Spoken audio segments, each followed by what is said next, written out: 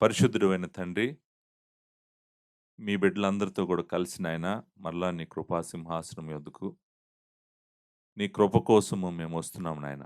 ఈ రాత్రికాల సమయంలో నీ వాక్యము మేము వినబోతుండగా మీరు మాకు సహాయం చేయండి నాయన. జీవవాక్యము పరిశుద్ధాత్ముడు మీరు నాయన మరి రాయించి ఇచ్చినటువంటి ఈ వాక్యమును మేము జాగ్రత్తగా భయముతో వణుకుతో చదివి అర్థం చేసుకొని నాయన మాకు అర్థమైనటువంటి ఆ సత్యానికి విధేయత చూపించగలిగినటువంటి మనసు మా అందరికీ దయచేయండి. మమ్మల్ని మార్చండి. మాటల్లో, ప్రవర్తనలో, ఆలోచనలో క్రీస్తును పోలి మేము ఉండటానికి సహాయం చేయండి. పరిశుద్ధతను, మరి ప్రేమను, విశ్వాసమును అన్నిటికన్నా మరి ప్రాముఖ్యమైనగా మేము ఎంచడానికి సహాయం చేయండి. దైవ భక్తి గలవారమై మేము ఈ లోకంలో బ్రతకటానికి మీరు మాకు సహాయం చేయండి. నీ కృప మా అందరికీ ఈ సమయంలో దయచేయమని, పరిశుద్ధాత్ముడ మమ్మల్ని సర్వసత్యంలోనికి మీరు నడిపించమని, సమయోచితమైన మాటలు నాకు మీరు దయచేయమని యేసునామంలో అడిగి వేడుకుంటున్నాను తండ్రి. ఆమేన్. తిమోతికి రాసిన మొదటి పత్రిక 2వ అధ్యాయము 12వ వచనం నుండి 15వ వచనం వరకు ఉన్న వాక్యాన్ని చదువుకుందాము. సంఘంలో జనులు ఎలాగూ ప్రవర్తించవలనో సంఘ కాపరికి అపోస్తలుడు చెప్తున్నటువంటి మాటలు ఇవి. జీవము గల దేవుని సంఘములో జనులు ఎలాగూ ప్రవర్తించవలనో అది నీకు తెలియవలనని ఈ సంగతులు నీకు వ్రాయుచున్నాను. 3వ అధ్యాయము 15వ వచనం. మనము 2వ అధ్యాయము ఆఖరి వచనాలకి వచ్చాం. దేవుని చిత్తమైతే ఈరోజు ఈ వచనాలు కంప్లీట్ చేయబోతా ఉన్నాము. మీరు గనక ఒకవేళ ఈ మెసేజ్ ఫస్ట్ టైం గనక ఈ వచనాలు వింటా ఉంటే, ఇంతకు ముందు వచనాలు మీరు వినకపోతే గనక నా రిక్వెస్ట్ ఏంటంటే, దయచేసి దీనికి ముందు 2 మెసేజెస్ చెప్పాను. సంఘంలో స్త్రీలు ఎలా ప్రవర్తించాలి అనేటువంటివి. ఒకటి స్త్రీల అలంకరణ గురించి చెప్పాను. రెండవది స్త్రీలు నేర్చుకోవటం మీద రెండో మెసేజ్ చెప్పాను. దయచేసి మీరు ఆ 2 విన్న తర్వాత వచ్చి ఈ మెసేజ్ వింటే మీకు స్పష్టంగా అర్థమవుతుంది. ఒకవేళ డైరెక్ట్‌గా ఈ మెసేజ్ కనుక వస్తే దయచేసి మీరు ఆ ముందు పైన వచనాల్లో ఏం జరుగుతుందో తెలుసుకొని ఇక్కడికి రావటం మీకు మంచిది. నేను వచనాలను చదువుతాను. వచనాలు చదివిన తర్వాత మెయిన్ పాయింట్ ఏదో చెప్తాను. చెప్పిన తర్వాత ఆ పాయింట్‌లను నేను వివరించడానికి ప్రయత్నం చేస్తాను. 12వ వచనము చదువుతున్నాను.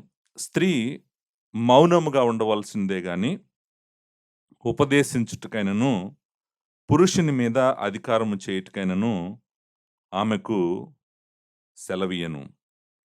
మొదట ఆదామును తర్వాత హవ్వయును నిర్మింపబడిరి కారా? మరియు ఆదాము మోసపరచబడలేదు గాని స్త్రీ మోసపరచబడి అపరాధములో పడెను.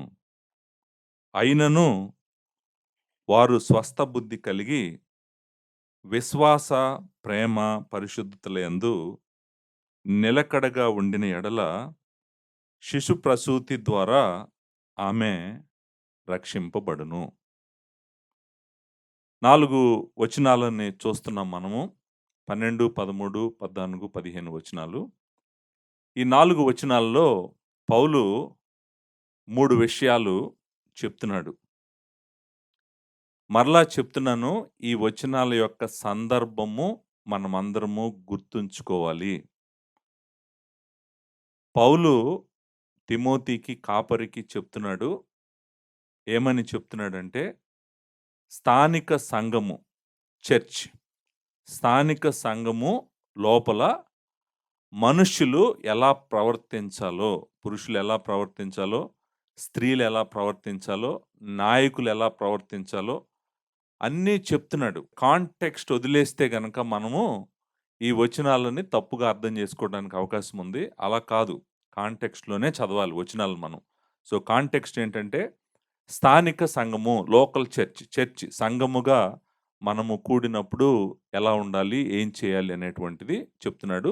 ఇక్కడ ఈ వచనాల్లో ప్రాముఖ్యంగా స్త్రీకి చెప్తున్నాడు. స్త్రీ అనేటువంటి సింగిల్ మాట మనం చూస్తాం. ప్లూరల్‌లో గాదు, సింగులర్‌లో చూస్తామనమాట. స్త్రీలు గాదు, స్త్రీ అని అందరిని ఉద్దేశిస్తూ మాట్లాడుతా ఉన్నాడు. మాట్లాడుతున్నటువంటి విషయము ఏంటంటే నేను చెప్తున్నాను. 3 విషయాలు చెప్తున్నాడిక్కడ. మొట్టమొదటి విషయం ఏంటంటే, స్త్రీ సంఘానికి పాస్టర్‌గా ఉండగూడదు. First point. స్త్రీ సంఘానికి పాస్టర్‌గా ఉండకూడదు. అది 12వ వచనంలో చెప్పాడు. ఎందుకు ఉండకూడదు స్త్రీ సంఘానికి పాస్టర్‌గా అంటే 13వ వచనం, 14వ వచనంలో చెప్పాడు. ఎందుకు ఉండకూడదు అనేటువంటిది. మూడోది మరి అయితే ఏం చేయాలి స్త్రీ సంఘంలో? ఏం చేయాలో 15వ వచనంలో చెప్పాడు. సో, అది ఫ్లో అన్నమాట. సంఘానికి స్త్రీ కాపరిగా, పాస్టర్‌గా ఉండకూడదు. అది 12వ వచనం. 13, 14 వచనాలు ఎందుకు ఉండకూడదో చెప్పాడు. కారణాలు చెప్పాడు. అక్కడ మీరు 13వ వచనం మొదట్లో ఈ మాట ఉండాలి. ఏమంటే ఏలయనగా అనే మాట మిస్ అయింది. 13వ వచనం మొదట్లో ఇంగ్లీష్ ట్రాన్స్‌లేషన్స్‌లో ఫర్ అని ఎక్స్‌ప్లెయిన్ చేస్తున్నాడు. ఎందుకు ఆమె కాపరిగా ఉండటానికి కుదరదంటే, ఆమె పాస్టర్‌గా ఉండటానికి కుదరదంటే కారణం చెప్తున్నాడు. 13వ వచనం, 14వ వచనంలో. ఆఖరిగా మరి అయితే స్త్రీ సంఘంలో ఏం చేయాలి? ఏం చేయాలో గూడా లాస్ట్‌లో 15వ వచనంలో చెప్పాడనమాట. సో, ఇది మనం చూడబోతున్నటువంటి వచనాల యొక్క ఫ్లో. 3 పాయింట్లున్నాయి. 1 ఆమె ఉండకూడదు. 2 ఎందుకు ఉండకూడదు. 3 మరి ఆమె ఏం చేయాలి సంఘంలో. ఈ 3 విషయాలు ఇక్కడ పౌలు చెప్తా ఉన్నాడు. నాకు తెలుసు ఈ వచనము చాలా కాంట్రోవర్షియల్ వచనాలు చాలామంది వింటా ఉంటారు. అందుకనే నేను దేవుని వాక్యం ఇక్కడ వచనాలను సందర్భానుసారంగా చెప్పటానికి ప్రయత్నం చేస్తున్నాను. నేను సాధ్యమైనంత వరకు అన్ని వచనాలు చెప్పటానికి ప్రయత్నం చేస్తాను. ఒకవేళ నా ఎక్స్‌ప్లనేషన్‌లో గనుక ఎక్కడైనా ఆగాల్సొస్తే నేను ఆగుతాను. బట్ నా గోల్ అయితే 15 వచనం ఎండ్ వరకు ఎళ్ళాలని నేనైతే ప్రయత్నం చేస్తాననమాట. సో, మొట్టమొదటి పాయింట్, ఫస్ట్ పాయింట్. స్త్రీ సంఘానికి పాస్టర్‌గా లేకపోతే కాపరిగా ఉండొచ్చా?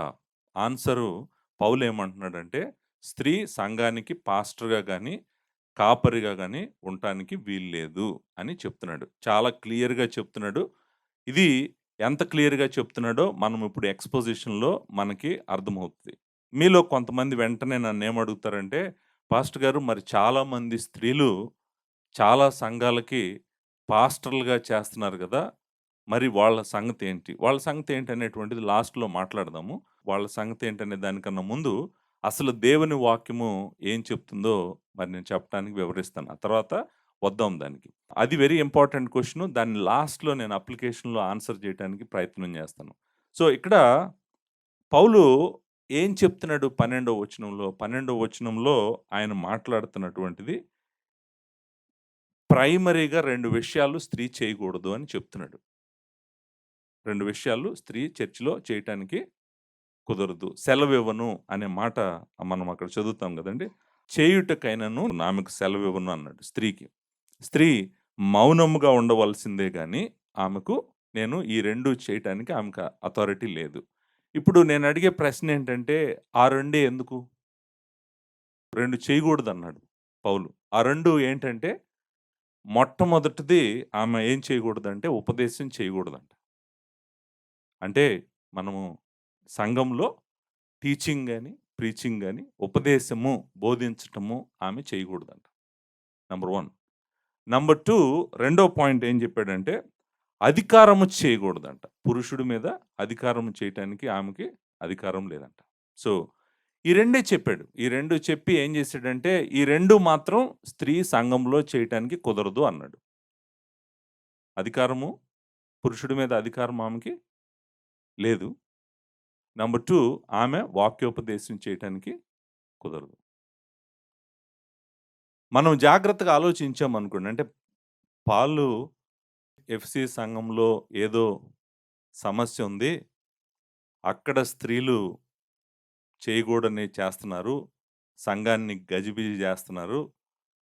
అందుకని ఆ కాలంలో ఉన్న ఎఫ్‌సి సంఘానికి పౌలు ఈ మాటలు చెప్తున్నాడు గానీ, ఈ కాలానికి సంబంధించి కాదు. ఇప్పుడు పరిస్థితులు కాదు ఈయన చెప్తుంది. ఆ కాలానికి, ఆ పరిస్థితులకి చెప్తున్నాడు. ఎందుకంటే ఎఫ్‌సీ సంఘం మంచిగా లేదు. అక్కడ అల్లజడి, స్త్రీలు ముందుకు రావటం, మరి పాస్టర్‌లని లేకపోతే మిగిలినోళ్ళని పక్కన పెట్టడం లాంటి ఏదో జేస్తున్నట్టున్నారు. అందుకని ఆ సంఘానికి చెప్తున్నాడు పౌలని కొంతమంది చెప్తారు. నేను దాంతో అస్సలు ఏకీభవించను. ఎందుకు ఏకీభవించనో గూడా నేను టెక్స్ట్‌లో నుంచే మీకు చూపిస్తాను. చూపించడానికి నేను ప్రయత్నం జేస్తాను. సో, ఇది ఎఫెసీ సంఘంలో జరుగుతున్న ప్రాబ్లమ్ కాదు. ఒక కల్చర్‌కి, ఒక సంస్కృతికి సంబంధించినటువంటి విషయం కాదు. ఒక కాలానికి సంబంధించినటువంటి విషయం గూడా కాదు. ఇది అన్ని కాలాలకు, అన్ని సంఘాలకు సంబంధించినటువంటి విషయము. దాన్ని నేను మీకు చూపించడానికి ప్రయత్నం జేస్తాను. ఇప్పుడు 2 చేయొద్దన్నాడు. ఒకటేం చేయొద్దన్నాడంటే, నువ్వు ప్రీచింగ్ చేయొద్దు, టీచింగ్ చేయొద్దు, ఉపదేశం చేయొద్దు.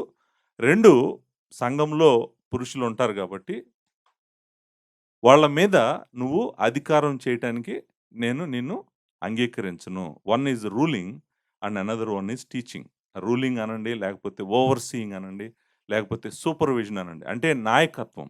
నాయకత్వం. అధికారం అనే మాటకు అర్థం ఏంటంటే నాయకత్వం. నాయకత్వం వహించటం కానీ, ప్రీచింగ్, టీచింగ్ చేయటం గాని, ఉపదేశం చేయటం గాని స్త్రీకి చర్చిలో నేను అలౌ చేయను అనేటువంటిది చాలా క్లియర్‌గా చెప్పాడు. నా క్వెషన్ ఏంటంటే, ఎందుకు ఈ రెండే చేయకూడదు అని చెప్పాడు? ఇంకేదన్నా ఇంకా వేరేవి గూడా చేయకూడదని చెప్పుండొచ్చు గదా! వై? ఈ రెండే ఎందుకు? ఈ రెండిటి యొక్క ప్రాముఖ్యత ఏంటి? ప్రాముఖ్యత ఏంటో నేను మీకు చెప్తాను. అక్కడ వాడినటువంటి పదాలున్నాయి గదా! మొట్టమొదటిది మనము ఉపదేశము అనేటువంటి మాట. ఉపదేశము దేవుని వాక్యంలో చాలామంది చేయటం చూస్తాం. లార్డ్ జీసస్ క్రైస్టు ఆయన మరి బోధించినట్టుగా చాలా చోట్ల చూస్తాం. మత్తయి సువార్త 4 అధ్యాయం 23 వచనంలో యేసు వారి సమాధి మందిరాల్లోకెళ్ళి బోధిస్తా ఉన్నాడని మనం చూస్తాము. తర్వాత యోహాను సువార్త 7 అధ్యాయం 14 వచనంలో యేసు దేవాలయంలోనికి వెళ్లి బోధించున్నాడని ఉంది. పౌలు ఆయన బోధించాడని ఉంది. తిమోతికి నువ్వు బోధించు అని చెప్పాడు. సో, మనము న్యూ టెస్టమెంట్‌లో చూస్తే గనక బోధించటము అనేటువంటి బాధ్యత దేవుడు ఎవరికి అప్పగించాడు? ఇది రోల్స్ అండ్ రెస్పాన్సిబిలిటీస్ ఇష్యూనేది. అంటే ఇది ఎవరు చేయాల్సిన పని, ఇది ఎవరికి దేవుడు అప్పగించాడు అనేటువంటిదే మనము చూడాల్సినటువంటిది. సో, బోధించటము అనేటువంటిది ఒకటైతే, రెండోది అధికారం అని చెప్పాను గదా! ఆయన మీద పురుషుడి మీద అధికారం. అధికారం అనేటువంటి మాటని మనం ఓవర్‌సీయింగ్ అని ఇంగ్లీష్‌లో అంటాము. సూపర్విజన్ అంటాము. గవర్నెన్స్ అంటాము. లీడర్‌షిప్ అంటాము. అంటే ఏంటంటే, ఒక అధికార స్థానంలో నిలబడి పై విచారణ చేస్తూ, వాళ్ళని చక్కగా ఏలుతూ, పరిపాలన చేస్తూ, నాయకత్వం వహించటం గురించి ఇక్కడ మాట్లాడుతున్నాడు. ఈ 2 మాత్రం స్త్రీ చేయటానికి చర్చిలో కుదరదు. ఆ మాట ఐ డు నాట్ పర్మిట్. ఆయన అనేటువంటి మాట ఐ డు నాట్ పర్మిట్. అంటే నేను అసలు పర్మిషన్ ఇవ్వట్లేదు వుమెన్‌కి. ఇప్పుడు పౌలెవరు మాట్లాడటానికి? అక్కడికి దయచేసి నేను అనుకుంటాను ఎవరు ఎళ్ళకండి. అది దేవుని వాక్యం రాసినటువంటి ఆయన. మీకు ఎంత ఆశ ఉంటే మాత్రం అధికారం తీసుకోవాలనో, లేకపోతే ప్రీచింగ్ చేయాలనో అక్కడికి మాత్రం దయచేసి ఏ స్త్రీ వెళ్ళటానికి ప్రయత్నం చేయొద్దు. నేను మరలా అడుగుతున్న ప్రశ్న ఏంటంటే, ఈ 2 అంటే నాయకత్వం వహించటము, లేకపోతే కాయటము, పై విచారణ చేయటం మందకి. 2 మందకి బోధించటము. ఈ 2 ఎక్స్‌క్లూజివ్‌గా పాస్టర్స్‌కి అప్పగించినటువంటి బాధ్యతలు. ఈ 2 బాధ్యతలు న్యూ టెస్టమెంట్‌లో దేవుడు ఎవరికి అప్పగించాడంటే షెపర్డ్స్‌కి అప్పగించాడు. పాస్టర్స్‌కి అప్పగించాడు.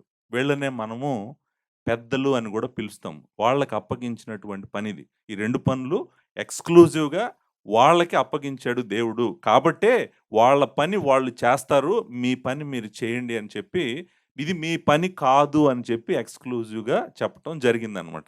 ఈ 2 పనులు దేవుడు ఎవరికి అప్పగించాడు? నాయకత్వం వహించటం, అలాగే దేవుని వాక్యం చెప్పటం ఎవరికి అప్పగించాడంటే, సంఘాన్ని నడిపించి నాయకత్వం వహించేటువంటి సంఘ పెద్దలకు అప్పగించాడు. ఎలా అప్పగించాడు? నేను చూపించటానికి ప్రయత్నం చేస్తాను. మీరు కిందకి రండి. మూడో అధ్యాయంలో మనము మూడో అధ్యాయం మొదటి వచనంలో అధ్యక్షుడు అనేటువంటి మాటను చూస్తాం. అధ్యక్షులు. సంఘానికి అధ్యక్ష పదవి ఓవర్‌సీర్ అంటాం మనం ఇంగ్లీష్‌లో. ఓవర్‌సీర్ అంటే పై విచారణ లేకపోతే సూపర్విజన్ అంటాం గదా!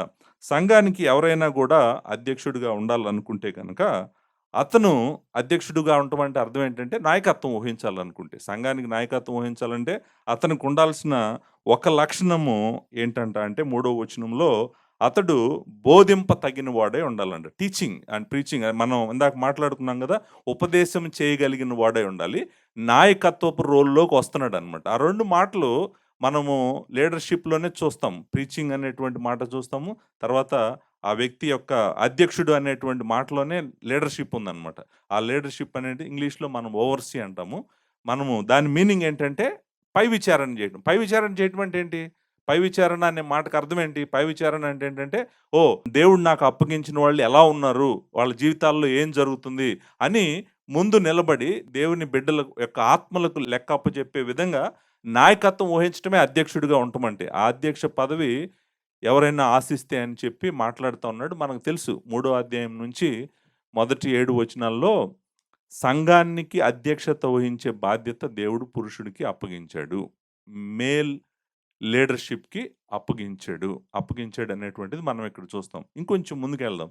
అదే పుస్తకంలో మనం చదువుకుంటా వెళ్తే 4 అధ్యాయంలో ఏమన్నాడు? 4 అధ్యాయం 11 వచనంలో ఈ సంగతులను ఆజ్ఞాపించి బోధించుము అన్నాడు. టీచింగ్ ఎవరికి అప్పగించాడు? తిమోతికి అప్పగించాడు. Timothy you are a teacher and you have to preach and you have to teach. అది నీ జాబ్, నీ బాధ్యత అది అని చెప్తా ఉన్నాడు. తర్వాత ముందుకెళ్తే 16వ వచనంలో అంటాడు, నిన్ను గూర్చియు, నీ బోధన గూర్చియు జాగ్రత్తగా ఉండుము అంటున్నాడు. అంటే ఎవరికి బోధించేటువంటి బాధ్యత ఎవరికి అప్పగించాడు? తిమోతికి అప్పగించాడు. 5వ అధ్యాయము 17వ వచనం చాలా ఇంట్రెస్టింగ్ వర్స్. ఈ వర్స్‌ని మీరు అండర్‌లైన్ చేసుకోండి. 5వ అధ్యాయం 17వ వచనం. ఇక్కడ ఒక మాట అంటాడు. ఏమన్నాడంటే, బాగుగా పాలన చేయు పెద్దలను. పాలన అంటే ఏంటి తెలుసు గదా మీకు? పాలించేవారు. పాలన చేసేటువంటి వారు. లీడర్‌షిప్. లీడర్‌షిప్ చేస్తున్నటువంటి పెద్దలు విశేషముగా వాక్యమందును, ఉపదేశమందును ప్రయాసపడు వారిని రెట్టింపు సన్మానమునకు పాత్రులుగా ఎంచవలెను. ఇక్కడ మనకి చాలా క్లియర్‌గా అర్థమయ్యేదేంటంటే ruling and teaching or preaching ఈ రెస్పాన్సిబిలిటీ దేవుడు ఎవరికి అప్పగించాడు? పెద్దలకు అప్పగించాడు. పెద్దలే గదా! మరక్కడుంది. సో, ఎవరాళ్ళంటే పెద్దలే. పెద్దలకు అప్పగించాడు. పెద్దలకు అప్పగించాడు. ఆ బాధ్యత పెద్దలు చేయవలసినటువంటి బాధ్యత. కాబట్టి ఆ 2 వాళ్ళకు దేవుడు అప్పగించాడు. దేవుడు వచ్చాడు నాకొక పని అప్పగించాడు. ఇంకొకళ్ళకి ఇంకొక పని అప్పగించాడు. ఇంకొకళ్ళకి ఇంకొక పని అప్పగించాడు. ఎవరి పని ఆళ్ళు చేయటం మంచిది. మనం ఎవరికి అప్పగించిన పని వాళ్ళు చేయటం మంచిది.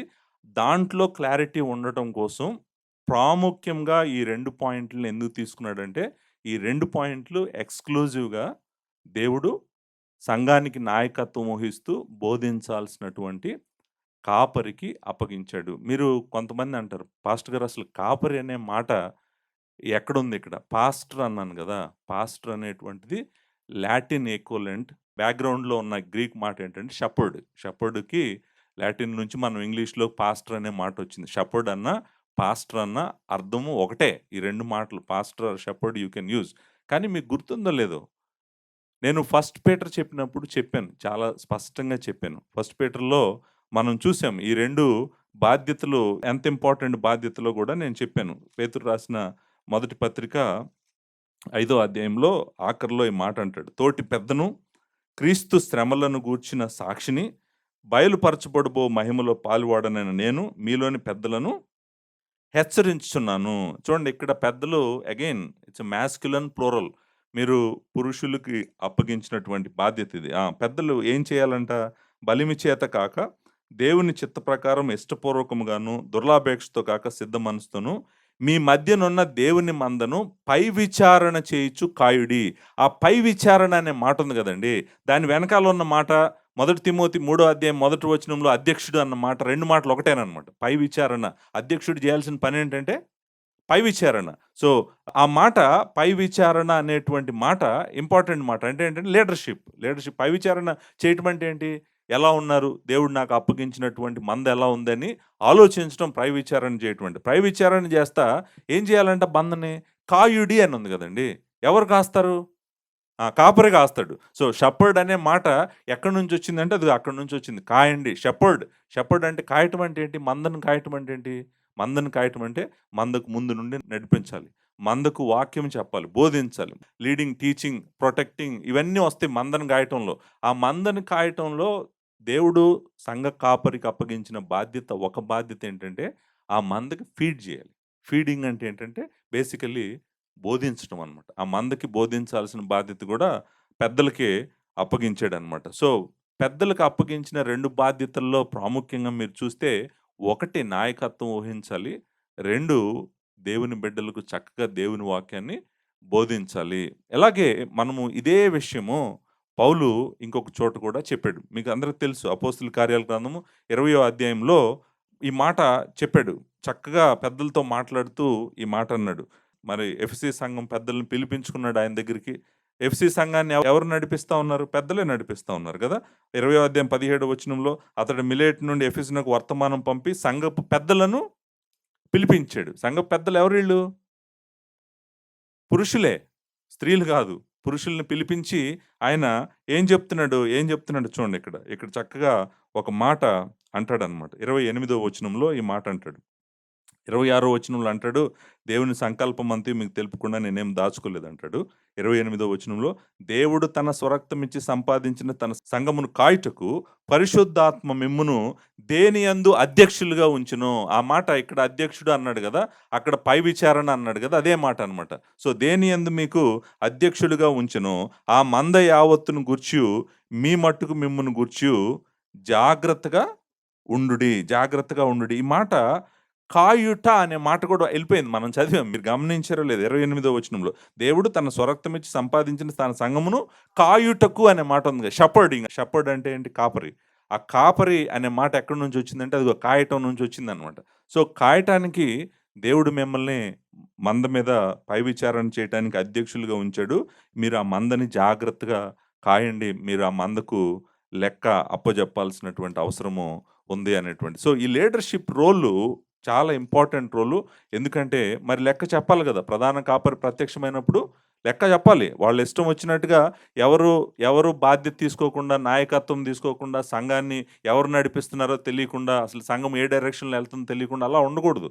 దేవుడు చక్కగా ఎవరు నడిపించాలి, ఏంటి అనేటువంటిది గూడా చెప్పాడనమాట. హెబ్రీయులకు రాసిన పత్రిక 13వ అధ్యాయం 17వ వచనంలో, మీ పైన నాయకులుగా ఉన్నవారు లెక్క అప్పచెప్పవలసిన వారి వల్లే మీ ఆత్మలను కాయుచున్నారు. కాయటం ఏంటి? ఆ! చూసారా? కాస్తున్నారంట వాళ్ళు. ఆళ్ళ లెక్క అప్పజెప్పవలసిన వారి వల్లే వాళ్ళు మిమ్మల్ని కాయుచున్నారు. ఈ కాయటంలో నేనంటాను మెయిన్ పాయింట్ ఏంటంటే, వాళ్ళకు ముందుండి నడిపించటము. లీడర్‌షిప్ అంటాం గదా! Leading and also feeding. Feeding అంటే ఏంటంటే, దేవుని వాక్యం వాళ్ళకి బోధించటం అనేటువంటిది. సో, నేను స్పష్టంగా నాకు అర్థమవుతున్నటువంటి విషయం ఏంటంటే, ఈ రెండే ఎందుకు స్త్రీ చేయకూడదు అన్నాడంటే, దానికి కారణం ఏంటంటే, ఈ 2 దేవుడు పెద్దలకు అప్పగించినటువంటి బాధ్యత. చూడండి 3 మాటలు మనం వాడుతున్నాం. పెద్దలు అనే మాట వాడుతున్నాము. తర్వాత పై విచారణ లేకపోతే అధ్యక్షుడు అనే మాట వాడుతున్నాము. తర్వాత కాయటము అనే మాట వాడుతున్నాం. షెపర్డ్ అనే మాట వాడుతున్నాం. కాయటం అంటే ఏంటి? షెపర్డ్. షెపర్డ్. ఇక్కడ ఓవర్‌సీర్ అంటున్నాం. ఓవర్‌సీర్ అనే మాట ఇక్కడ వాడుతున్నాం. తర్వాత పెద్దలు అంటున్నాం. ఈ 3 గూడా బిబ్లికల్ వర్డ్సే. ఈ 3 బైబిల్‌లో నుంచి వచ్చినయే. నా అంతట నేను కనుగొన్న మాటలు కాదనమాట. పై విచారణ అనేటువంటి మాట అధ్యక్షుడు, పై విచారణ అనే మాట నుంచి వచ్చింది. పెద్దలు అనేటువంటి చాలా సార్లు చదివాను. ఇప్పుడే మీ ముందే చదివాను. పెద్దలు అనే మాట. సో, ఇది గూడా దేవుని వాక్యంలో నుంచి వచ్చిందే. మూడోది ఏంటంటే కాయటము. సో, ఇప్పుడు జనరల్‌గా ఏమనుకుంటారంటే సంఘాన్ని నడిపించేవాళ్ళు ఈళ్ళు ముగ్గురు అనుకుంటారు గదా! ముగ్గురు కాదు. పెద్దలే వాళ్ళు చేయాల్సిన పనేంటంటే ఒకటి నాయకత్వం వహిస్తూ, రెండోది సంఘాన్ని కాయాలి. పెద్దలకు అప్పగించినటువంటి పని. ఇది పెద్దలకు దేవుడు అప్పగించాడు కాబట్టి, స్త్రీ దీంట్లోకి ఎంటర్ కాకూడదు. అది దేవుని వాక్యము స్పష్టంగా చెప్తున్నటువంటి సత్యం. ఇది స్త్రీకి కాదు. స్త్రీకి అప్పగించిన పని కాదు. ఆమె బాధ్యత కాదు. ఇది దేవుడు ప్రత్యేకంగా దేవుడు ఏర్పరచుకున్నటువంటి ఆళ్ళకి ఆశ కలిగినటువంటి పురుషులకు అప్పగించినటువంటి బాధ్యత. సంఘ పెద్దలుగా ఎవరుండొచ్చు అనేటువంటిది 1 తిమోతి 3 అధ్యాయం మాట్లాడుతుంది. అక్కడికి మనం వస్తున్నాము. తీతుకు రాసిన గ్రంథం 1 అధ్యాయం గూడా మాట్లాడుతుంది. అక్కడికి గూడా మనం వెళ్తున్నాము. సో, తర్వాత ఫస్ట్ పీటర్‌లో గూడా మనం చూసాము. సో, తర్వాత అపోస్తల కార్యాల గ్రంథంలో గూడా చాలా సార్లు పెద్దలను చూస్తాం. మనం ఎక్కడ పెద్దలను చూసినా గూడా they are all masculine, plural. Masculine అంటే అర్థం పురుషులు. ప్లూరల్ అంటే అర్థం ఏంటంటే ఒక్కరికన్నా ఎక్కువున్నారని. సో, సంఘాన్ని పెద్దలు నడిపించాలి. పెద్ద కాదు, పెద్దలు నడిపించాలి. వాళ్ళకి అప్పగించిన పనేంటంటే, అధికారము వాళ్ళ చేతుల్లోనే ఉంది. రెండోది బోధించటం గూడా వాళ్ళ చేతుల్లోనే ఉంది. ఇది స్త్రీకి అప్పగించిన పని కాదు. కాబట్టి నేను చెప్తుందేంటంటే, స్త్రీలు చర్చికి పాస్టర్స్‌గా, షెపర్డ్స్‌గా, ఎల్డర్స్‌గా, ఓవర్‌సీర్స్‌గా ఉండటానికి దేవుని వాక్యము అంగీకరించదు. ఇది మనందరికీ చాలా స్పష్టంగా ఉండాలి. దేవుని వాక్యం మనం వింటున్నాము, నేర్చుకుంటున్నాము. ఇది ఆమె పని కాదు. ఇది పెద్దలకు దేవుడు అప్పగించినటువంటి పని. ఇప్పుడు వెంటనే ఏమంటారంటే ఇంకొక మాట కూడా అన్నాడు. ఎక్కడ స్త్రీ మౌనముగా ఉండవలసిందే అన్నాడు. ఆ మాటకి నేను ఆల్రెడీ అర్థం చెప్పాను. లాస్ట్ వర్స్‌లో చెప్పాను. మౌనముగా ఉండటం అంటే ఏంటి అనేటువంటి మాటకి నేను అర్థం చెప్పాను. ఒకవేళ మీకు ఆ మాటకి అర్థం ఏంటి అని అంటే గనక దయచేసి ప్రీవియస్ వర్స్ 11థ్ వర్స్ మీద నేను చెప్పినటువంటి వీడియో మీరు వినండి. వింటే స్త్రీ మౌనంగా ఉండటం అంటే అర్థం ఏంటో మీకు తెలుస్తుంది. దీంతో వర్స్ 12 అయిపోయింది. ఇప్పుడు వర్స్ 12 నుంచి ముందుకు వెళ్ళటానికి ముందు నేను మేబీ 1 ఆర్ 2 వర్సెస్ గురించి మాట్లాడాలి. అదేంటంటే, ఇది ఎఫ్‌సీ సంఘం గురించి చెప్తున్నాడు. ఇది ఆ కల్చర్ గురించి చెప్తున్నాడు. ఇది ఆ కాలం గురించి చెప్తున్నాడు. ఇది ఈ కాలానికి, ఈ కల్చర్‌కి, విశాఖపట్నానికి సరిపోదు అనేటువంటి వాళ్ళకి మరి నేను ఆన్సర్ చెప్పాలి కదా! ఎందుకు నేను అది కరెక్ట్ కాదని నమ్ముతున్నానో ఆన్సర్ చెప్తాను. ఆన్సర్ ఏంటంటే, ఇక్కడ మాట్లాడుతున్న సందర్భము అనేటువంటిది నంబర్ 1 కాంటెక్స్ట్. సందర్భం ఉంటది ప్రతి ప్రతి వచనానికి. సందర్భంలోనే మనం వచనాలను అర్థం చేసుకోవాలి. బైబిల్ చదివేటప్పుడు మనం ఫాలో అవ్వాల్సిన ఒక రూల్. హెర్మెనూటికల్ రూల్. అదేంటంటే సందర్భం. ఏంటి సందర్భం ఇక్కడ? సందర్భం ఏంటంటే సంఘమును ఎలా నడిపించాలి? సంఘములో జనులు ఎలాగో ప్రవర్తించాలో పౌలు చెప్తున్నాడు. జనులు అంటే ఎవరు? సంఘంలో ఎవరున్నారు? స్త్రీలున్నారు, పురుషులున్నారు. వాళ్ళకి చెప్తున్నాడు. వాళ్ళెలా నడవాలనేటువంటిది. అయితే పౌలు పాస్టర్ గారు నేను అనుకుంటాను పౌలు ఓన్లీ ఎఫ్‌సీ సంఘంలో ఉన్నటువంటి తిమోతికి, ఎఫ్‌సీ సంఘస్థులకే చెప్తున్నట్టున్నాడు అని మీరెవరన్నా అనుకోవటానికి అవకాశం ఉందేమో! ఆ అవకాశం మీకు లేదు. ఎందుకు లేదంటే నేను ఆల్రెడీ ఆన్సర్ 8వ వచనంలో చెప్పాను. 8వ వచనంలో ఒక ఇంపార్టెంట్ మాటుంది. ఆ మాటేంటంటే, ప్రతి స్థలమందు అనేటువంటి మాటుంది. ప్రతి స్థలమందు అనే మాటను నేను వివరించాను, చూపించాను చాలా చోట్లకి తీసుకెళ్ళి. ప్రతి స్థలమందు అంటే అర్థం ఒక సిటీలో ఒక చర్చ్ గురించి కాదు ఆయన చెప్తుంది. అన్ని సిటీస్‌లో అన్ని చర్చిల గురించి చెప్తున్నాడు. అన్ని కాలాల గురించి చెప్తున్నాడు. నేను చెప్పాను మీకు ఆల్రెడీ నేను అక్కడికెళ్ళి చూపించాను. అంతేకాదు ఆ 9వ వచనం కనెక్షన్ కూడా తెలుగులో మిస్ అయింది. అటువలే అనే మాట ఉంటది. అంటే 8వ వచనాన్ని 9వ వచనం కనెక్ట్ చేసేటువంటి అటువలే స్త్రీలు కూడా ఇలా ఉండాలని 9వ వచనం మొదలవుతదనమాట. అంటే 7వ వచనంకి, 8వ వచనంకి ఉన్న కనెక్షన్ గూడా ఉంది. అదేంటంటే, ఇది ఆయన మాట్లాడుతున్న ఒక ఎఫ్‌సీ సంఘం గురించి కాదు. ప్రతి స్థలమందు, ప్రతి సంఘం గురించి ఆయన మాట్లాడుతున్నాడనేటువంటిది మనం గుర్తుపెట్టుకోవాలి. అది గూడా మనం అంగీకరించలేం. ఇంకా కారణాలున్నాయి. నేను చెప్తాను. ఇప్పటి వరకు మాట్లాడింది స్త్రీల అలంకరణ గురించి మాట్లాడాడు. స్త్రీలు నేర్చుకోవటం గురించి మాట్లాడాడు. ఇది నేను అనుకుంటాను ఒక స్థలానికి సంబంధించిన టాపిక్ అయితే కాదు. ఆయన మాట్లాడుతుందేంటంటే, సంఘంలో ఎలా దేవుని బిడ్డలు నడవాలో చెప్తున్నాడు. పురుషులకు కూడా చెప్పాడు. పురుషుల యొక్క ప్రయారిటీ ఏంటి? వాళ్ళేం చేయకూడదు, ఏం చేయాలో. రెండో విషయం ఏంటంటే, ఇక్కడ ఆయన కల్చర్ గురించి మాట్లాడట్లేదు. పాల్ మాట్లాడుతుంది కల్చర్ గురించి కాదు. పాల్ ఏం మాట్లాడుతున్నాడో తెలుసా? నేను చెప్తుంది స్త్రీలు కాపరులుగా ఉండకూడదని, స్త్రీలు బోధించకూడదని నేను చెప్తున్న దానికి కారణము ఏలయనగా అని నెక్స్ట్ వచనం మొదలవుతుందన్నాను కదా! 13వ వచనం. ఏలయనగా అంటే ఇప్పుడు ఎక్స్‌ప్లనేషన్ ఇస్తున్నాడు. ఎందుకు స్త్రీ ఆ 2 చేయకూడదు అని చెప్పి ఎక్స్‌ప్లనేషన్ ఇస్తున్నాడు. చూడండి ఈ ఎక్స్‌ప్లనేషన్ జనరల్‌గా ఏమని ఇవ్వాలంటే, ఓహ్! ఎఫ్‌సీ సంఘంలో పరిస్థితులు బాలేదు.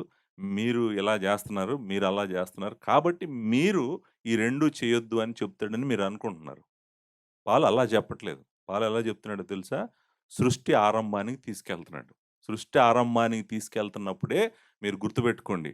క్రియేషన్ దగ్గరికి తీసుకెళ్తున్నాడు. దేవుడి సంకల్పం దగ్గరికి తీసుకెళ్తున్నాడు. దేవుని ఉద్దేశం దగ్గరికి తీసుకెళ్తున్నాడు. పౌలు స్త్రీని జాగ్రత్తగా ఆదికాండం 2 అధ్యాయం, 3 అధ్యాయంకి తీసుకెళ్తున్నప్పుడే స్త్రీలకు అర్థం కావాలి. ఓహ్! ఇది కల్చర్‌కు సంబంధించిన విషయం కాదు. సంస్కృతికి సంబంధించిన విషయం కాదు. కాలానికి సంబంధించిన విషయం కాదు. ఒక పట్టణానికి సంబంధించిన విషయం కాదు. ఈయన ఎందుకు ఈ 2 బాధ్యతలు నన్ను చేయొద్దంటున్నాడంటే, ఈయన నన్ను ఎక్కడికి తీసుకెళ్తున్నాడు? సృష్టికి, పతనం దగ్గరికి తీసుకెళ్తున్నాడు. సృష్టి, పతనము ఎఫ్‌సి సంఘంలో జరిగిందా? ఎఫ్‌సి సంఘానికి సంబంధించిందా? సృష్టను, పతనము. ఈ 2 భూమి మీదనున్న సమస్త జనులకు సంబంధించినటువంటిది. సో, మరలా వాళ్ళు ఎంత ఆర్గ్యూ చేసి దీన్ని వాళ్ళు ఎలాగైనా పుల్పిట్‌లోకొచ్చి పుల్పిట్ లాక్కోవాలని చూసినా గూడా, అసలు దేవుని వాక్యం దాన్ని అసలు అంగీకరించట్లేదు. అస్సలు అంగీకరించదు. దేవుని సంకల్పం అది కాదు. దేవుని చిత్తము అది కాదు. దాంట్లోకెళ్ళటానికి ముందు ఒక 2, 3 వచనాలు జనరల్‌గా చూపించేటువంటి వచనాలు చదువుతాను. అంటే స్త్రీలు గూడా ప్రీచింగ్ చేయొచ్చు. స్త్రీలు గూడా పాస్టర్‌లు కావచ్చు అని చెప్పటానికి జనరల్‌గా వాడేటువంటి 2, 3 వచనాలున్నాయి. ఆ 2, 3 వచనాలు నేను చూపిస్తాను. చూపించిన తర్వాత మనము మేబీ నేను ఇంకొక విషయం గూడా మాట్లాడాలి ఈ వచనంలో. అసలు స్త్రీ ఎక్కడ బోధించకూడదా? స్త్రీకి అసలు ఎక్కడ బోధించడానికి అవకాశం లేదా? అనే క్వెషన్ గూడా ఒకటుంది. అది గూడా ఆన్సర్ చేద్దాం. ఈ 2 ఆన్సర్ చేసి మనం తర్వాత వచనానికెళ్దాం. ఇప్పుడు జనరల్‌గా ఈ వుమెన్ పాస్టర్స్ ఉన్నారు గదండీ! స్త్రీలు పాస్టర్‌లు. వాళ్ళు ప్రీచింగ్ జేస్తారు. వాళ్ళకి ఇప్పుడు నేను చెప్తుంది అస్సలు ఇష్టం ఉండదు. నేను చెప్తుంది ఎందుకు ఇష్టం ఉండదంటే, నేనేం చెప్తున్నానంటే మీరు చేస్తుంది తప్పు అని చెప్తున్నాను. మీరు చేస్తుంది తప్పు అని చెప్తుంటే వాళ్ళేమంటారు, పాస్టర్ డానియేల్ గారికి వాక్యం తెలీదు. ఆయన సరిగ్గా ఎక్స్‌ప్లెయిన్ చేయలేడు అంటాడు. అని ఇంకా అటో ఇటో ఎళ్తారు కదా! వచనాల దగ్గరికి. సో, వాళ్ళెళ్ళటానికి ముందు నేనే తీసుకెళ్ళాననుకోండి, ఇంక వాళ్ళెళ్ళటానికి ఏముంటది? ఇంక వాళ్ళెళ్లి ఏం చేస్తారు? ఆ వచనాల దగ్గరికెళ్ళి. సో, ఒక వచనము ఎక్కువగా మనం వినేటువంటి వచనము గల్తీలకు రాసిన పత్రిక 3వ అధ్యాయము 28వ వచనం. చాలామంది పాస్టర్స్ కోట్ చేసేటువంటి వచనము. నేను అంటుంది వుమెన్ పాస్టర్స్ కోట్ చేసేటువంటి వచనము. మనము ఈ వచనము ఏంటో అర్థం చేసుకోవడానికి ప్రయత్నం చేద్దాం. 28వ వచనం. ఇందులో యూదుడని, గ్రీసు దేశస్థుడని లేదు. దాసుడని, స్వతంత్రుడని లేదు. పురుషుడని, స్త్రీ అని లేదు. యేసుక్రీస్తునందు మీరందరును ఏకమై ఏకముగా ఉన్నారు. ఏమంటారు వాళ్ళ ఆర్గ్యుమెంట్ ఏంటంటే, ఓహ్! చూడండి మనము జీసస్ క్రైస్ట్‌లో ఉన్నాము. పురుషుడు లేదు, స్త్రీ లేదు. లేకపోతే దాసుడు లేదు, స్వతంత్రుడు లేదు. యూదుడు లేదు, గ్రీసు దేశస్థుడు లేడు. అందరూ సమానమే అని ఈ వచనాన్ని, ఈ వచనం యొక్క సందర్భాన్ని, ఈ పుస్తకాన్ని అన్నీ వదిలేసి, ఈ వచనం ఒకటి పట్టుకొని అక్కడికొచ్చి, ఓహ్! అది పౌలు ఎఫ్‌సి సంఘంలో ఆ కాలానికి మాత్రమే చెప్పాడు. అది కుదరదు అనేటువంటి మాట అనటానికి అవకాశం ఉంది. కానీ అసలు ఇక్కడ మాట్లాడుతున్న వచనము ఏంటి? దేని గురించి మాట్లాడుతుంది? సందర్భం ఏంటి? విషయం ఏంటి? అన్నీ తెలుసుకోవాలి గదా! తెలుసుకున్న తర్వాత మాట్లాడాలి గదా! ఇక్కడ మాట్లాడుతున్న టాపిక్ ఏంటో నేను చెప్తాను. ఎప్పుడు గూడా బైబిల్ చదివేటప్పుడు పైనేం జరుగుతుంది, కిందేం జరుగుతుంది చూడాల్సిన అవసరం ఉంది గదా! కొంచెం పైకెళ్దాం. 23వ వచనం నుంచి సందర్భం అర్థం చేసుకోవడం కోసం చదువుదాం. విశ్వాసము వెల్లడి కాక మునుపు ఇక ముందుకు బయలుపరచబడబో విశ్వాసం అవలంబించవలసిన వారముగా చెరలో ఉంచబడినట్టు మనము ధర్మశాస్త్రమునకు లోనైన వారమైతిమి. కాబట్టి ఇప్పుడు ఏం జెప్తున్నాడు? ధర్మశాస్త్రానికి లోనయ్యామని చెప్తున్నాడు. 24 వచనం. కాబట్టి మనము విశ్వాస మూలమున నీతిమంతులమని తీర్చబడినట్లు క్రీస్తునొద్దకు మనలను నడిపించుటకు ధర్మశాస్త్రం మనకు బాలశిక్షకుడాయెను. ఇప్పుడు చూడండి ఏమంటున్నాడు? ఒకప్పుడు మనం ధర్మశాస్త్రం కింద ఉన్నాము. ధర్మశాస్త్రం మనకు బాలశిక్షకుడిలాగా పనిచేసింది. కానీ ఇప్పుడు విశ్వాస మూలమన్న నీతి వచ్చేసింది దేవుడి దగ్గర నుంచి. లార్డ్ జీసస్ క్రైస్ట్ గురించి మాట్లాడుతున్నాడు. దేవుడు ఎలా దేవుని నీతిని అనుగ్రహిస్తున్నాడని మాట్లాడుతున్నాడు. సో, మాట్లాడుతూ ఏమంటున్నాడంటే, సిలువ దగ్గరికి మనల్ని ధర్మశాస్త్రం నడిపిస్తుంది. జీసస్ క్రైస్ట్ దగ్గర నడిపిస్తుంది. బాల శిక్షకుడుగా దాని పని అది చేయాల్సింది చేసేసింది అని చెప్తున్నాడు. చెప్తూ ఏమంటున్నాడంటే, అయితే విశ్వాసం వెల్లడాయను గనుక ఇక బాల శిక్షకుడి క్రింద ఉండము. అంతే కదా! యేసుక్రీస్తునందు మీరందరూ విశ్వాసం వలన దేవుని కుమారులై ఉన్నారు. క్రీస్తులోనికి బాప్తిస్మం పొందిన మీరందరూ క్రీస్తుని ధరించుకొని ఉన్నారు. ఏంటండి కాంటెక్స్ట్ ఏంటండి? కాంటెక్స్ట్ ఏంటో చెప్పమంటారా? కాంటెక్స్టు సంఘంలో స్త్రీలు ఎలాగ ప్రవర్తించాలో, పురుషులు ఎలా ప్రవర్తించాలో కాదిది సందర్భం. సందర్భం ఏంటో చెప్పమంటారా? మనకు క్రీస్తులో ఉన్న రక్షణ గురించి మాట్లాడుతున్నాడు. సాల్వేషన్. ద కాంటెక్స్ట్ ఏంటంటే దేవుని నీతిని విశ్వాసము ద్వారా దేవుని కుమారుడు మనకు అనుగ్రహిస్తున్నాడు. దాని ద్వారా మనము దేవుని కుమారులము, కుమార్తెలము అవుతున్నాము. అలాగే ఆ మాట కూడా అన్నాడు గదా! క్రీస్తుని ధరించుకొనుచున్నాము అని అన్నాడు గదండీ! ఇక్కడ మాట్లాడుతున్న టాపికు లాకెను గ్రేస్‌కి లేకపోతే కృపకి, ధర్మశాస్త్రానికి ఉన్న సంబంధం గురించి మాట్లాడుతున్నాడు. పురుషుడికి, స్త్రీలకి ఇద్దరికీ ఉన్నటువంటి రక్షణ గురించి మాట్లాడుతున్నాను. నిజానికి రక్షణ విషయంలో అందరూ సమానమే. సమానం కాదని ఎవరన్నారు? సమానం కాదని ఎవరు అంటలేదు కదా! నిజానికి స్త్రీ, పురుషులు ఇద్దరు సమానమే. దేవుని స్వరూపంలో సమానమే, రక్షణలో సమానమే, అన్నిట్లో సమానమే. మనం కాదనట్లేదు దానికి. సో, ఇది ఈక్వాలిటీ గురించి మాట్లాడుతుంది. కరెక్ట్. ఈక్వాలిటీ దేంట్లో ఈక్వాలిటీ? మనకు సాల్వేషన్ విషయంలో, రక్షణ విషయంలో, దేవుని కుమారుని యందు మనకు అనుగ్రహించబడిన దేవుని నీతి విషయంలో మనమందరము సమానము. దాంట్లో యూదుడు లేదు, గ్రీస్ దేశస్థుడు లేదు. దానిలో స్వతంత్రుడు లేడు, దాసుడు లేడు. దాంట్లో పురుషుడు లేడు, స్త్రీలు లేడు. అంతే. అంటే సువార్త ఏం చేసింది? మనల్నందరిని సిలువ దగ్గరికి తెచ్చినప్పుడు మనందరిని సమానం చేసింది. సమానం చేసింది కాబట్టి ఈ వచనానికి, ఆ వచనానికి ఏంటి సంబంధము? ఏంటి లాజిక్ ఏంటి? నాకసలు లాజిక్ ఏంటో కూడా అర్థం కావట్లేదు. అంటే అక్కడ మాట్లాడుతున్న టాపిక్ ఏంటి? ఇక్కడ మాట్లాడుతున్న టాపిక్ ఏంటి? ఈ విషయం తీసుకొచ్చి మేము సమానులం కాబట్టి, మేమందరం ఒకటే కాబట్టి, నేను కూడా పాస్టర్‌ని అవుతాను, నేను కూడా ప్రీచింగ్ చేస్తాను, నేను కూడా చర్చిని నడుపుతాను అన్నారనుకోండి. నేను అనుకుంటాను వాళ్ళు బైబిల్ ఎలా చదవాలి అనేటువంటిది జాగ్రత్తగా అర్థం చేసుకొని చదివితే మంచిదని నేను అనుకుంటా ఉన్నాను. ఇంకొక వచనము చాలా ఇంట్రెస్టింగ్ ఏంటంటే, ఇలా కూడా ఈ వచనాలు చూపిస్తారా? నాకే ఆశ్చర్యమేస్తుందనమాట వింటంటే, చదువుతుంటే. 1 పీటర్ చాప్టర్ 3 వర్స్ 7 మూడో అధ్యాయము 7వ వచనం. 7వ వచనంలో ఈ మాట ఉందన్నమాట. అటువలే పురుషులారా, జీవమను కృపావరంలో మీ భార్యలు మీతో పాలివారై ఉన్నారని ఎరిగి, ఎక్కువ బలహీనమైన ఘటమని భార్యను సన్మానించి, మీ ప్రార్థనలకు అభ్యంతరం కలుగకున్నట్లు జ్ఞానము చొప్పున వారితో కాపురము చేయుడి. మనం ఈ వచనం చదవగానే ఏమనుకుంటామంటే, ఈ వచనంలో నుంచి సంఘ కాపరులుగా అవ్వటానికి ఏముంది ఆర్గ్యుమెంట్ అనుకుంటాం మనం చదవగానే. ఆర్గ్యుమెంట్ ఏంటో చెప్పమంటారా? ఇక్కడుందని. ఏంటంటే, వాళ్ళు కృపావరంలో భార్యలు మీతో గూడా పాలివారై ఉన్నారు. పాలివారంటే మనతో పాటు సమాన పారివాళ్ళు, లేకపోతే జీవమను కృపావరంలో వాళ్ళు గూడా మీతో ప్రయాణం చేస్తా ఉన్నారు గదా! కాబట్టి మీరు ఒకటే అనేటువంటి ఆర్గ్యుమెంట్ తెస్తారు. నేనంటాను మరలా దయచేసి నేను 1 పీటర్ 3 చాప్టర్ చెప్పాను. వినండి వెళ్లి. వింటే అర్థమవుతది. నిజానికి అక్కడ మొదటి 6 వచనాలు మాట్లాడాడు. స్త్రీ ఎలా ఉండాలి అనేటువంటిది ఆల్రెడీ చెప్పాడు. స్త్రీ గురించి చెప్తూ ఒక మాట అన్నాడు. ఏమనన్నాడంటే 5వ వచనంలో ఈ మాట అంటాడు. అటువల్లే పూర్వము దేవుని ఆశ్రయించిన పరిశుద్ధ స్త్రీలను తమ స్వపురుషులకు లోబడి ఉండుట చేత తమను తాము అలంకరించుకున్నారు. ఇక్కడ అధికారము ఎవరికి అప్పగించాడు?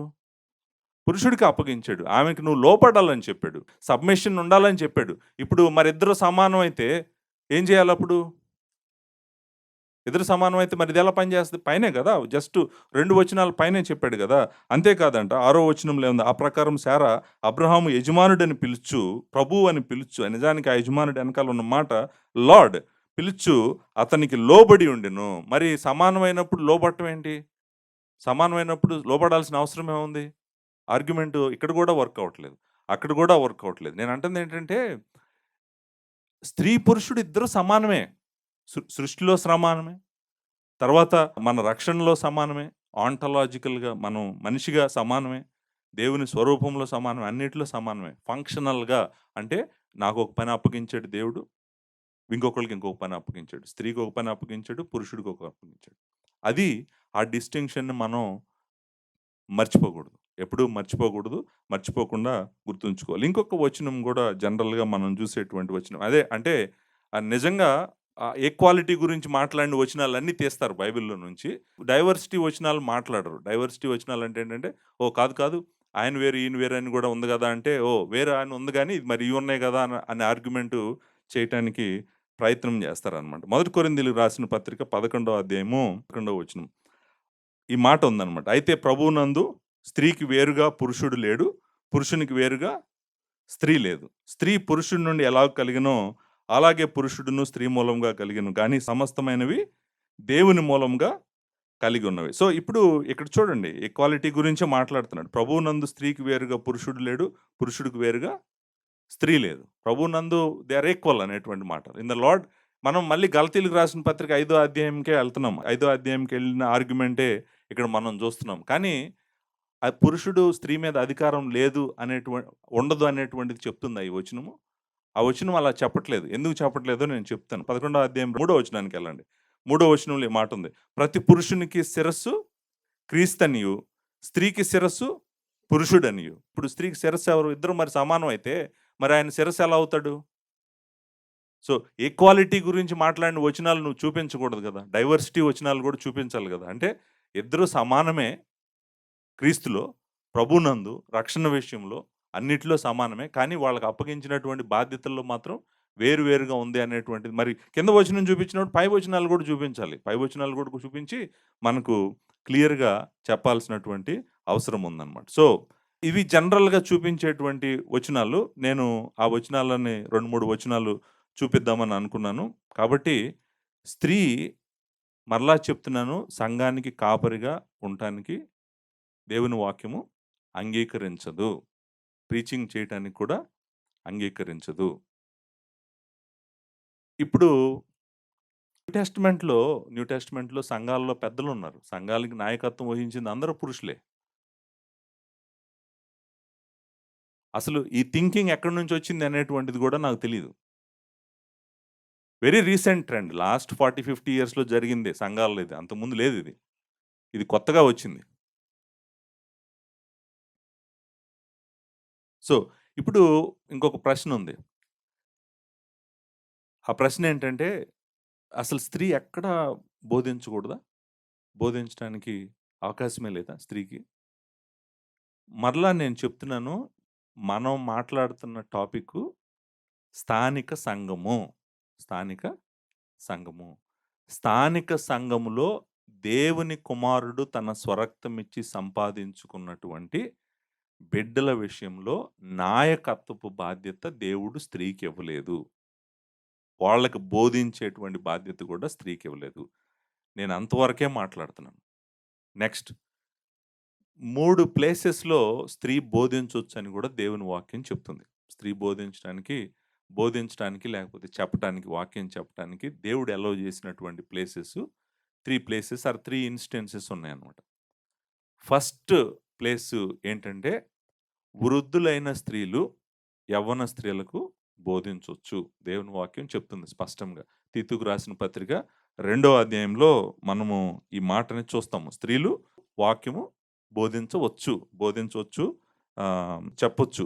2వ అధ్యాయము మనం 3వ వచనం. అలాగునే వృద్ధ స్త్రీలు కొండెగత్తెలను మిగుల మద్యపానాసక్తులను ఉండక ప్రవర్తన యందు భయభక్తులు గలవారై ఉండవలననియు దేవుని వాక్యము బడకుండునట్లు యవ్వన స్త్రీలు తమ భర్తలకు లోబడి ఉండి తమ భర్తలను శిశువులను ప్రేమించువారును స్వస్థ బుద్ధి గలవారును పవిత్రులను ఎంట ఉండి పని చేసుకుని వారును మంచి వారినై ఉండవలనని బుద్ధి చెప్పుచు మంచి ఉపదేశం చేయవారినై ఉండవలనని బోధించుము. ఉపదేశం చేయాలంట ఎవరు? వృద్ధులైన స్త్రీలు యవ్వన స్త్రీలకు ఏం చేయాలంట? ఉపదేశించాలి. అంటే ఏంటి? బోధించాలి.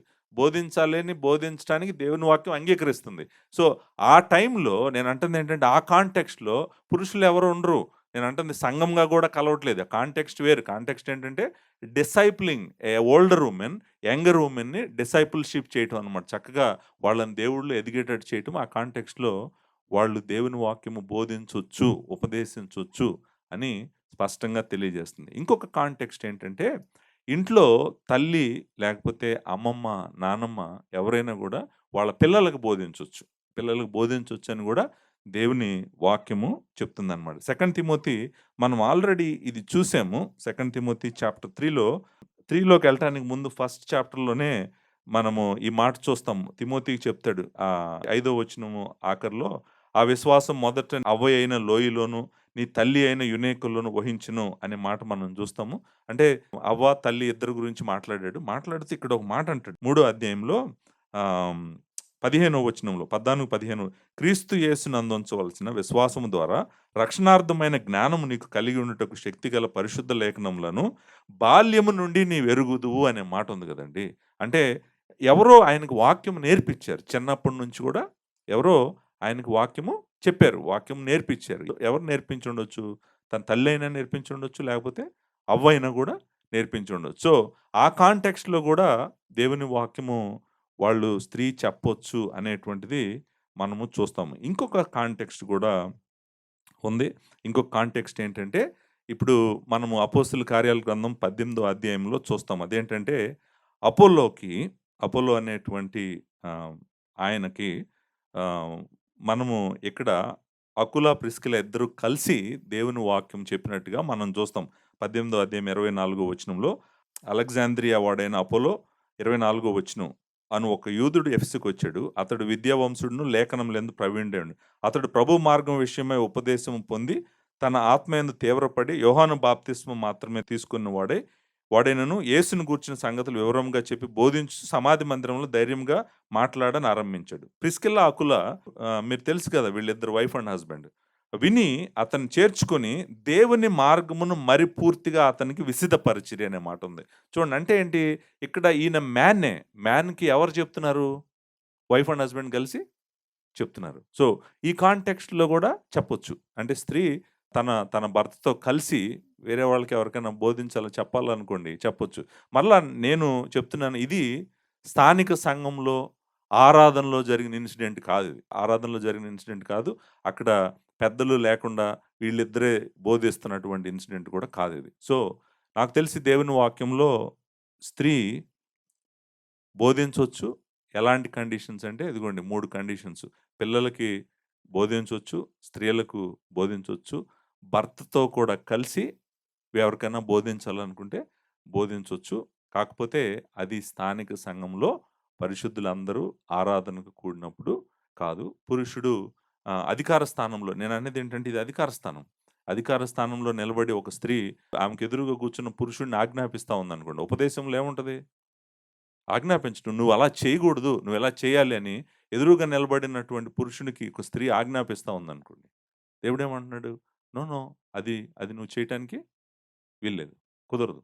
నీకు ఆ అధికారము పురుషుడి మీద లేదు. సో, ఫస్ట్ పాయింట్ అయింది. మొదటి పాయింట్ ఏంటంటే, స్త్రీ సంఘానికి పాస్టర్‌గా ఉండటానికి అంగీకరించట్లేదు దేవుని వాక్యము. అలాగే ప్రీచింగ్ చేయటానికి కూడా సంఘంలో పరిశుద్ధులు ఆరాధనకు కూడొచ్చినప్పుడు స్త్రీ బోధించటానికి కూడా దేవుని వాక్యము అంగీకరించట్లేదు. ఒక వచనం చదివి నేను ఎండ్ చేస్తాను. మొదటి కొరింథీయులకు రాసిన పత్రిక 14వ అధ్యాయము 34వ వచనం. స్త్రీలు సంఘంలో మౌనముగా ఉండవలెను. వారు లోబడి ఉండవలసిందే గాని మాట్లాడుటకు వారికి సెలవు లేదు. ఇలాగు ధర్మశాస్త్రమును చెప్పుచున్నది. వారు ఏమైనను నేర్చుకొనగోరిన ఎడల ఇంట తమ తమ భర్తలను అడగవలెను. సంఘములో స్త్రీ మాట్లాడుట ఏంటండి? అవమానం. దేవుని వాక్యము మీ యొద్ద నుండే బయలువెళ్ళిన మీ యొద్దకు మాత్రమే వచ్చిన. 37వ వచనం. ఎవడైనను తాను ప్రవక్తనని అయినను ఆత్మ సంబంధిని అయినను తలంచుకొనిన ఎడల నేను మీకు వ్రాయుచున్నవి ప్రభువు యొక్క ఆజ్ఞలని అతడు దృఢముగా తెలుసుకొనవలెను. పౌలు దేవుని వాక్యము రాస్తున్నాడు. పౌలు రాస్తున్నాడు కాబట్టి మేము వినము అని అనటానికి అవకాశం లేదు. పౌలు ఏమంటున్నాడంటే, నేను చెప్తున్నటువంటిది ప్రభువు యొక్క ఆజ్ఞలను మీకు చెప్తున్నాను. దేవుడు ప్రతి ఒక్కరికి బాధ్యత అప్పగించాడు. పాత ధర్మశాస్త్రంలో మనం చూస్తే యాజకులందరూ పురుషులే. రాజులందరూ పురుషులే. నాయకత్వం రోల్‌లో, టీచింగ్ రోల్‌లో ఉన్నటువంటి వాళ్ళందరూ గూడా మెన్నే. వుమెన్ లేరు. ఓల్డ్ టెస్టమెంట్ అదే చెప్తుంది. న్యూ టెస్టమెంట్ గూడా అదే చెప్తుంది. ధర్మశాస్త్రం అదే చెప్తుంది. న్యూ టెస్టమెంట్ గూడా అదే చెప్తుంది. కాబట్టి మనము దేవుడు చెప్పని పని స్త్రీ చేయటానికి ప్రయత్నము చేయకూడదు. ఇంకొక మాట చెప్పి నేను ముగిస్తాను. అదేంటంటే, తండ్రి, కుమార, పరిశుద్ధాత్మ దేవుడి మధ్యలో కూడా ఒకరి మధ్య ఒకరు లోబడటం అనేటువంటిది మనం చూస్తాం. ఒకరి పని ఇంకొకరు కాకుండా తండ్రి ఒక పని చేస్తా ఉంటాడు. కుమారుడు ఒక పని చేస్తా ఉంటాడు. పరిశుద్ధాత్ముడు ఇంకొక పని చేస్తా ఉంటాడు. మన రక్షణ, విమోచన ప్రణాళిక అంతా తండ్రి చేశాడు. ఆ ప్రణాళికను నెరవేర్చడానికి కావాల్సిందంతా కుమారుడు చేశాడు. నెరవేర్చిందంతా మన దగ్గరికి పరిశుద్ధాత్ముడు తీసుకొస్తున్నాడు. ముగ్గురు సమానమే. ముగ్గురు సమానమే. అందుకని కుమారుడు నేను తండ్రి చేసింది జేస్తాను, పరిశుద్ధాత్ముడు చేసింది జేస్తాను, నేనేం చేయాలనుకుంటే అదే చేస్తాను అనేటువంటిది వాళ్ళ ముగ్గురు మధ్యలో లేదు. కుమారుడు తండ్రికి లోబడ్డాడు. లోబడి తండ్రి నువ్వేం చెప్తే నేను నీకది ఆ పని నేను నెరవేరుస్తాను. పరిశుద్ధాత్ముడు ఏమన్నాడు? తండ్రి యొద్ద నుండి, కుమారుని యొద్ద నుండి పంపబడిన పరిశుద్ధాత్ముడు ఏమంటున్నాడు? నేను క్రీస్తుకు మహిమ తెస్తానంటున్నాడు. వాళ్ళలోనే ఎవరి పని వాళ్ళు చేస్తా, ఒకళ్ళనొకళ్ళు గనపరుస్తూ, ఒకళ్ళకొకళ్ళకి లోబడుతూ ఉన్నప్పుడు, సంఘంలో ఏంటి ప్రాబ్లము?